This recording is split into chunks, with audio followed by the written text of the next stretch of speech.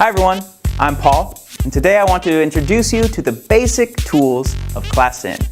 So, if you want to follow along at home, please pause this video, click the link in the description, download and install ClassIn, and after that, when you're ready, come back, unpause this video, and I will introduce you to these basic tools. All right. Well, today we're going to talk about the basic features of ClassIn, the very simple tools. So I'm going to go ahead and jump into my classroom here. I have a demo class set up. So I'll hit enter. And when you first go into the classroom, you will see this screen. This first one here, camera, you just need to make sure you have your webcam selected, the one you want to use. Also check your microphone. My microphone here is coming through my headset. Here you can control the volume of your microphone. Just make sure you see these green bars. That make sure you know it's picking up your voice. Then click on this speaker test. You should be able to hear drums doop doop doop doop in your ears. That will just tell you that your headset or whatever speakers you're using is working. And you want to use a headset to try to cancel out some of the other noises in the in your surrounding environment. So let's go ahead and hit enter classroom. All right. So as you can see, I already have 2 students here. They are my co-workers. They're posing as students today just to help us learn some of the features. So to start, there's 2 parts to the blackboard. You'll see this top part we call the stage. And the bottom part is the blackboard, the interactive blackboard. Now this stage is where you'll see all of the video feeds. The teacher will always be on the left and the students on the right. You can have up to 16 students at one time on the stage. And there are some ways you can interact with it. For example, if I click on my picture, my video feed, I can drag it down and I get bigger, right? I can also resize this to whatever size I want. If I want to be small or large. Also, I can double click myself to go right back up to the top. Now, if I'm at the top already and I double click, I will come big, take up the whole screen. All right, and you can do this with the students as well. Like, let's see, who is this? What is your name? Hello, my name is Emma. Emma. Okay, so we can bring Emma down here and make her larger. And we have one more student. What is your name? I'm 7. Hello. 7. Hello. Okay. Now, if you'll see on the teacher's feed, there's this little yellow button here. If I click that, everyone will come right back up to the top. Now, if I double click on more than one person at a time, it will split our cameras to take up the whole screen. And once again, click this yellow button. Boom. We're all back. All right. So that is one thing you can do, how you can interact with the video feeds to make people larger if you want to draw attention to someone or yourself. Also, as I mouse over my picture, you'll see these little buttons show up down here. Okay, so we're going to talk about those now. This first one is mute. Okay, so if maybe someone behind Emma is being very loud or there's some problem with the microphone, if I click this button, boop, you'll see her microphone goes red. Emma, say hello. We cannot hear her now, right? Because she is muted. Say hello again. Hello. All right, she's fine now. So that's how you can mute people if you're having some kind of problem. Emma, thank you for helping. So I can click this little trophy. Hey, Emma did something good. I can give her a trophy for that. All right. Now there's one other button you'll see here, this blue button. And this is a downstage. And what that does is if for some reason something in the video feed you don't want anyone to see it anymore, you can kick people off the stage, and they will you'll no longer be able to see them. So I'm going to do that here on 7, and she leaves the classroom. Okay. Now I can bring her back up here so she can be with us for the class. All right. And this last one here, this golden crown, is called authority. And what that enables the students to do is to use the blackboard. Right now, these tools on the far right side of the classroom, they cannot see and they cannot use. But if I give them that authority, they then have permission to do something on the board. All right, so I'm going to go ahead and start now. by talking about the paintbrush. Okay, that's this one here. And as you see, you can change the size. I have the smallest size here, and it's green, and I can draw something. Or I can make it a thicker line, and change the color. All right, and you can draw whatever you want on the blackboard. Now, if I want my students to do that, I need to hit that authority button. All right, so now we have Emma and 7. I want you to draw a cat. Can you try to draw a cat somewhere on the blackboard? I'll give you a few seconds to do that.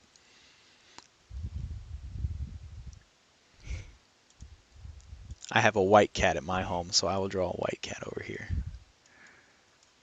Ooh. Whoop, whoop, whoop, whoop. Okay, he's not very cute. All right, so that's how you use the paintbrush to draw on the blackboard. All right, I'm going to go ahead and take away their authority. Boop. And you see how it's just stopped her as she was drawing. They can no longer draw unless you give them that permission to do that, to use the tools. All right, so that's the paintbrush. It's a very simple tool to use. Our next tool is called the text box. It's right here. And just like the paintbrush, you can change the font size. This one's like a medium size. We can make it a little bigger, or we can make it smaller. And we can change the color. So let's bring everyone down here. And I will resize us a bit so we fit into this little box a little better. And what I want you girls to help me do, is write your names. So I'll give them authority again. Whoa! So use the text box to write your name.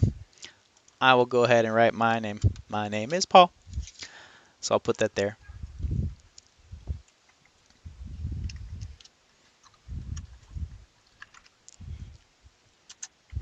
Oh, you guys both chose orange. So you can see Emma and 7 have written their names here. Emma, 7. Okay, and that's just the text box. I'll give you one more trophy. Why not? All right, all right, all right. Hey, if you can see now that Emma has 2 trophies and 7 has only 1 trophy. Now, if you made a mistake and you want to take away a trophy, you can do that too. Maybe I want them to be the same. If I right-click on the trophy, it will go away. That's okay. I'll give you both of them. All right. So that's just a way you can check to make sure people have completed some kind of assignment, or you want to reward them in some way. You can do the trophies. All right. So that's the text box. Let's go ahead and move down to the next one. Now, this is a tool you will use a lot. It's the select and move. It's right here. It's an arrow with the little cross marks here. And when you click on a box, you'll see it has these dotted lines around it. Click on an object in the blackboard. If it has this little lock, I cannot move it. See, these are all locked. I won't be able to move it. But if it doesn't have a lock, I can move it around the blackboard wherever I want. Okay, and I can resize it, make it bigger or smaller. So let's go ahead and move it over here. This couple likes ice cream. We'll put them in that little box there. So that's just how the select and move works. And also anything you draw, let's say we go back up to our cats. Maybe we want to move our cat. I can click, but it will only select one piece of the drawing. If I want to move the whole cat, I can click a box, drag a box around it. Now I can move the whole cat. Okay, so that's how the select and move tool works. All right, you'll notice as I'm moving down the blackboard, I'm just using the scroll on my mouse to do that. It's very simple. So just scroll up or down, and the blackboard will move up and down with you. All right, let's go on to the next one. This is an interesting tool. It's the screenshot. It looks like the little scissors here. Now, when I mouse over the screenshot tool, you see one says screenshot, one says hide window when taking screenshot, and one says upload picture by QR code. So we're going to do that first one, screenshot. And as you click it, the screen grays out. I can click and drag and hit OK. And I took a screenshot of myself. Okay. So I'm going to ask Emma Emma, can you take a screenshot of the bird's eye? Take a picture of the bird's eye.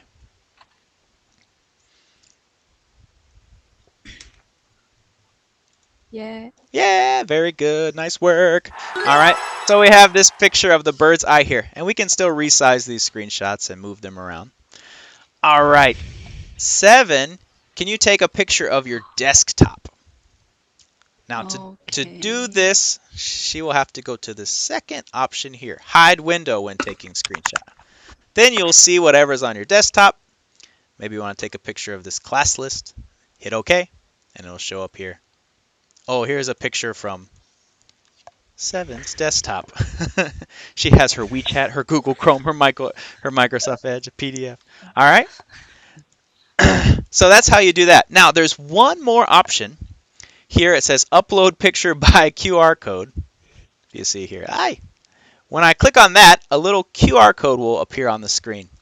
Now, what you can do with this is you can go to your phone if you have a picture on your phone. Or maybe I'll take a picture of myself real quick. Hold on. Yeah, take that.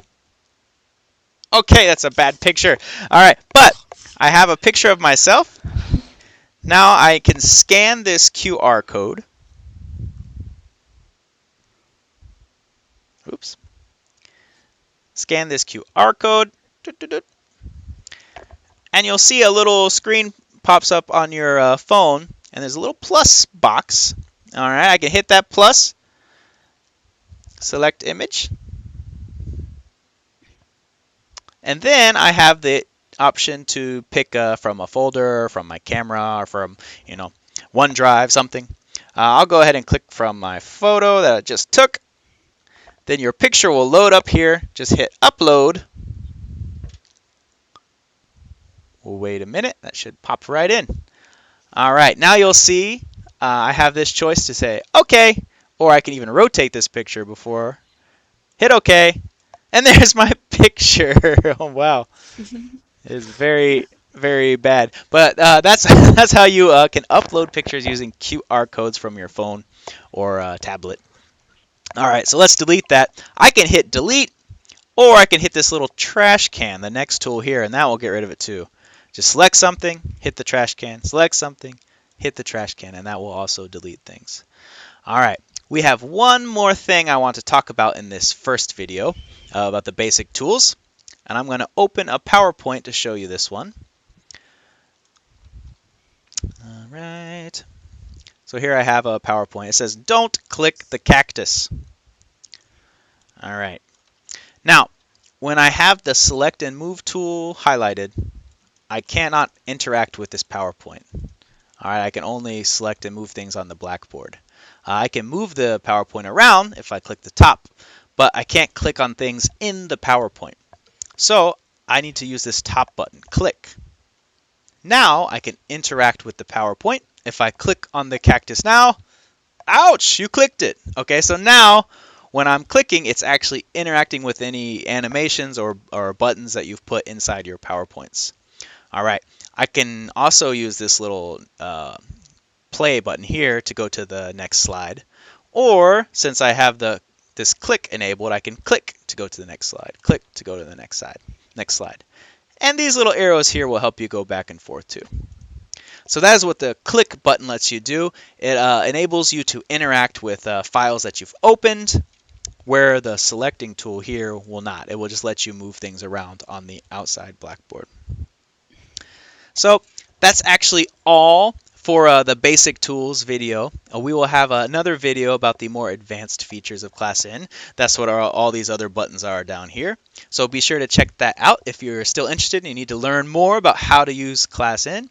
Thank you to Emma and 7 for sitting with me and showing you these tools. And I will see you online. Bye-bye. Bye-bye. Well, that's all for the basic tools of ClassIn. And I know what you're thinking. I have so many more questions. What about all of these other buttons? How do I load materials? How do I do this? How do I do that? Don't worry, just click the second link that leads to our next video on the advanced tools. Also, click on that subscribe button below as we continue to make new videos as new features come out for ClassIn and as we add some tips and tricks that will help make your ClassIn teaching experience even smoother.